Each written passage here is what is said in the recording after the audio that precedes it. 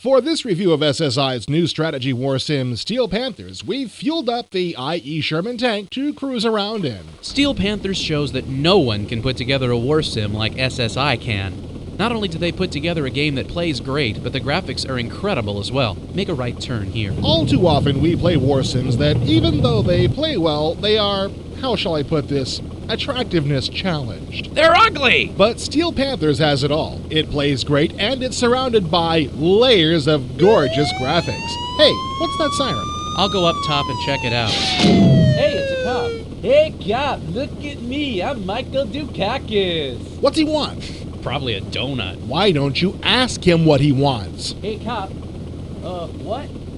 Step on it, he wants us to pull over. Steel Panthers is a strategy war simulation spanning all of World War II on both the European and Pacific fronts. The action is at the squad level, so you're in charge of individual tanks and groups of infantry. It's a hex-based game that, turn right here, that's very easy to play. One army moves and fires, and then the other army moves and fires. Hey, is that cop still back there? Maybe we should pull over. Pull that lever there. Steady, steady, stop. Now push that button there. What's it for? Just push it!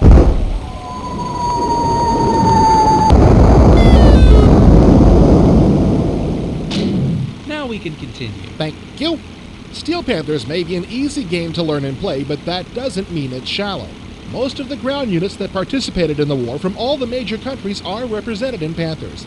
There aren't sea units involved outside of transport barges. As far as gameplay is concerned, Steel Panthers is nothing new. It's hex-based with all the movement and combat based on values given to each unit and terrain space. We've seen it all before, but Steel Panthers has a surprising amount of depth to it, making it more fun to get into. The more you play, the more you learn, the more it becomes, hey, look over there. Where? Over there. Pull over, pull over. Hello, lady. Oh, please. What do you want?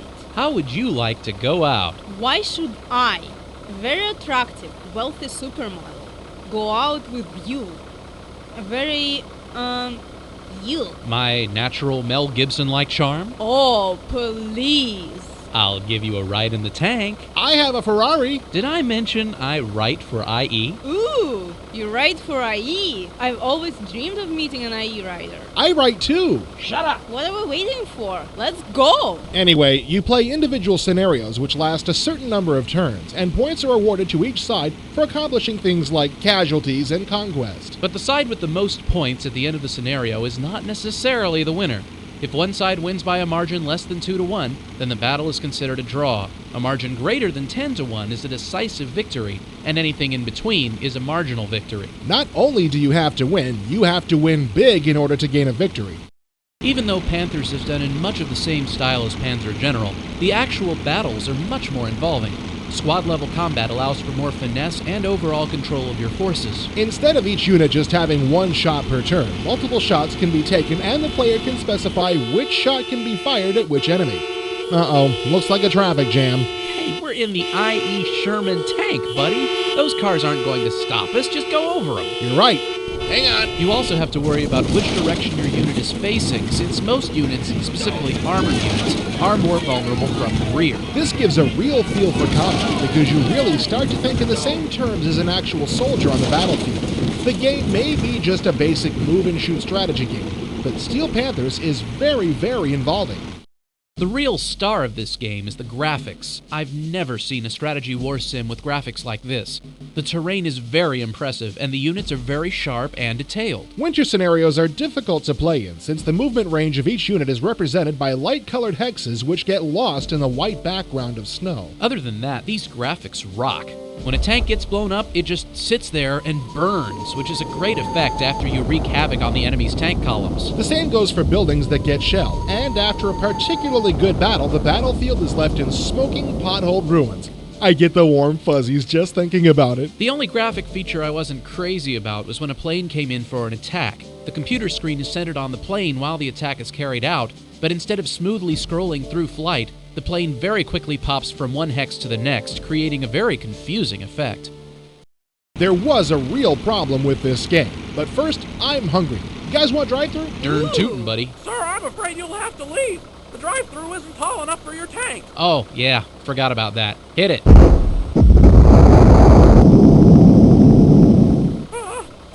Come on through, sir. The funny thing about the biggest problem of Steel Panthers is that the trouble wasn't even in the game. The biggest flaw was the manual. In the forest of documentation, this manual is a shrub. On the Hollywood Walk of Fame, this manual would be Ernest Borgnine. If this manual was a video game, it would be Mabuse. Now, that's a bit much. I mean, nothing is that bad. But you're right when you say that the manual is just not good. It's not laid out well at all, and there's no index of subjects in the back. Trying to find an individual piece of information is next to impossible, and that's assuming that it's included in the manual at all. SSI had to append a 9-page README file on the CD to cover all the stuff that was either wrong or left out. Once you learn the game, it's a blast. Anyone who enjoys a good strategy war sim is going to thoroughly enjoy Steel Panthers. But World War II history buffs are going to fall in love. There are a ton of historical scenarios to get into, and you can play either army. Several different campaigns are included, which string together several scenarios on either the European or Pacific front. The player sets up a core set of units to take into each battle, and the campaign only goes as well as the individual battles. Hardcore gamers are really going to get into the random battle generator, which sets up scenarios according to a set of customizable parameters like weather, visibility, and units. The die-hard gamers are going to freak over the map editor. With this feature, any gamer can create any battleground in history or imagination. Steel Panthers was designed for maximum replayability. And talk about easy to use. There's a toolbar on the right of the screen with all the available tiles. All you have to do is click on the tile that you want and put it down on the map. And there's tools which make this even easier than that, like the tool that lets you put down multiple tiles of the same type at once. If you like absolute control, you'll love this. Steel Panthers is a very well-rounded war sim with super gameplay and graphics that steal the show. It's incredibly easy to play, but has enough depth to really get into. With the ability to customize scenarios, campaigns, and maps, it'll be a long, long time before Steel Panthers even gets close to becoming boring. Hey, mister! Hey, mister, can we have a ride on your tank to school? We missed our bus! Why, sure, kids. Climb on.